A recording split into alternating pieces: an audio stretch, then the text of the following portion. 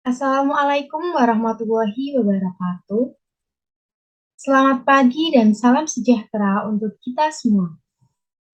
Yang terhormat, Dr. Anda Kurniana Bektiningsih, MPD, selaku dosen pengampu mata kuliah bimbingan konseling, serta teman-teman yang kami banggakan dan kami sayangi.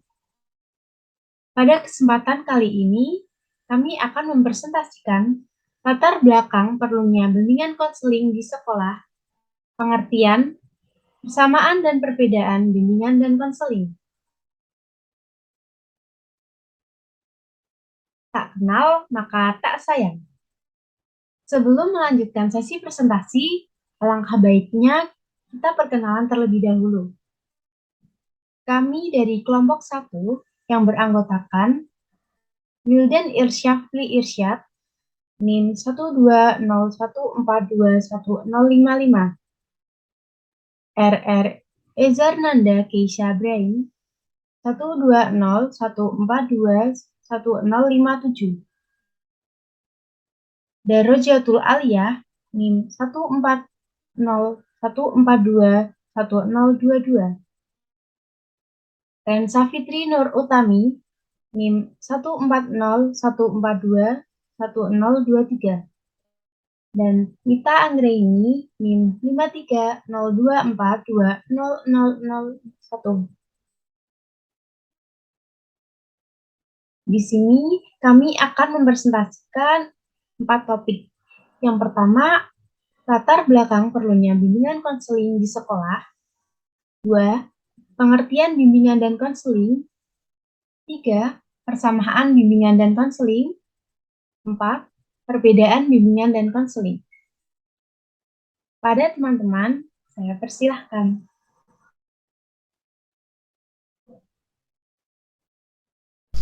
Latar belakang perlunya bimbingan konseling di sekolah.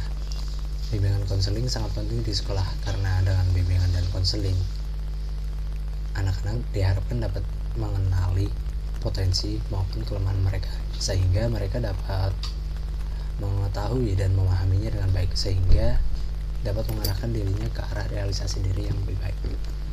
Adapun latar belakang perlunya bimbingan konseling dapat dikelompokkan menjadi beberapa. Ditinjau dari aspek psikologis, di mana psikologis merupakan kajian mengenai tingkah laku. Psikologis dalam bimbingan dan konseling memiliki arti untuk memberikan pemahaman tentang tingkah dan perilaku individu yang menjadi objek. Hal ini sangat penting karena bidang garapan guru dan konseling adalah tingkah laku objek. Yang kedua, ditinjau dari aspek sosial budaya. Objek sendiri merupakan dimensi kesosial dan dimensi kebudayaan merupakan faktor yang mempengaruhi perilaku individu. Kita mengetahui jika seorang individu pada dasarnya merupakan produk lingkungan sosial budaya di mana dia hidup. Sejak lahir, sejak dia dididik dan dibelajarkan untuk mengembangkan pola-pola perilaku yang sejalan dengan tuntutan sosial budaya yang ada di sekitarnya. Kegagalan dalam memenuhi tuntutan sosial budaya dapat mengakibatkan seseorang tersingkir dari lingkungannya. Untuk yang ketiga, ditinjau dari perkembangan iptek. Pelayanan bimbingan non konseling merupakan kegiatan profesional yang memiliki dasar-dasar keilmuan, baik yang menyangkut teori, pelaksanaan kegiatan, maupun pelayanan tersebut secara berkelanjutan. Seperti baik, sekian dari saya. Untuk setelahnya saya serahkan ke teman selanjutnya. Baik, pada slide kali ini saya akan menjelaskan tentang pengertian bimbingan dan konseling.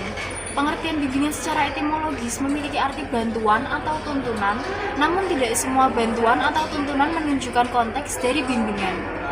Sedangkan secara terminologis, bimbingan merupakan suatu proses berkelanjutan, dapat diartikan sebagai kegiatan bimbingan dilakukan secara sengaja, berencana, sistematis, dan terarah kepada tujuan.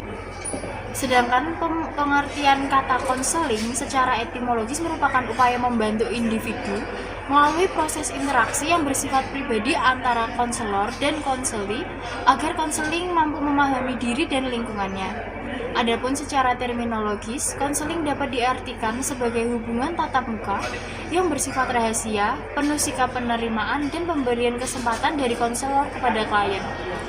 Dari pengertian dan penjabaran bimbingan konseling tersebut, secara integritas dapat dirumuskan menjadi makna bimbingan konseling sebagai proses bantuan atau pertolongan yang diberikan oleh pembimbing kepada individu melalui pertemuan tatap muka atau hubungan timbal balik antara keduanya. Baik, untuk slide selanjutnya saya serahkan kepada teman saya. Silakan. Di sini saya akan menjelaskan tentang persamaan bimbingan dan konseling. Persamaan bimbingan dan konseling yaitu 1. Proses bantuan dalam memecahkan sebuah masalah. 2. Melayani semua tanpa pandang bulu. 3. Berurusan dengan pribadi dan tingkah laku yang unik dan dinamis. Yang keempat, mengarahkan individu dalam menghadapi permasalahan. Yang keenam, bagian integral dalam pendidikan dan pengembangan individu. Yang terakhir, menyusun programnya dari jenjang yang terendah sampai jenjang yang tertinggi. Persamaan yang terlihat dari bimbingan dan konseling adalah tujuannya, yaitu adanya perubahan yang dianggap lebih baik dari sebelumnya. Selain itu, bimbingan dan konseling sama-sama dilaksanakan agar seseorang taat dan peka kepada sesuatu yang sudah diterapkan. Perbedaan antara bimbingan dan konseling. Perbedaan antara bimbingan dan konseling terletak pada isi kegiatan dan tenaga yang menyelenggarakan. Dari segi isi kegiatan, bimbingan lebih banyak bersangkut paut dengan usaha pemberian informasi dan kegiatan pengumpulan data tentang siswa dan lebih menekankan pada fungsi pencegahan. Sedangkan konseling merupakan bantuan yang dilakukan dalam pertemuan tatap muka antara dua orang manusia, yaitu konselor dan klien. Sedangkan dari segi tenaga, bimbingan dapat dilakukan oleh orang tua, guru, wali kelas, kepala sekolah, orang dewasa, atau lainnya.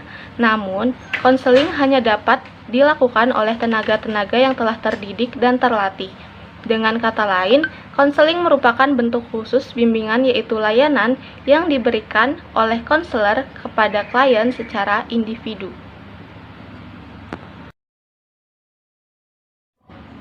Kesimpulan yang didapat dari materi hari ini yaitu bimbingan dan konseling merupakan proses bantuan atau pertolongan yang diberikan oleh pembimbing atau konselor kepada individu atau konseli melalui pertemuan tatap muka atau hubungan timbal balik antara keduanya. Persamaan yang terlihat dari bimbingan dan konseling adalah tujuannya, yaitu adanya perubahan yang dianggap bisa lebih baik dari sebelumnya. Selain itu, bimbingan dan konseling sama-sama dilakukan agar seseorang peka dan taat kepada sesuatu yang sudah ditetapkan. Jadi, jika dilihat dari semuanya, perbedaan bimbingan dan konseling terletak pada segi kegiatan dan tenaga yang menyelenggarakan. Baik, demikian presentasi dari kelompok kami. Mohon maaf apabila ada kesalahan dan tutur kata yang kurang berkenan di hati teman-teman. Terima kasih. Wassalamualaikum warahmatullahi wabarakatuh.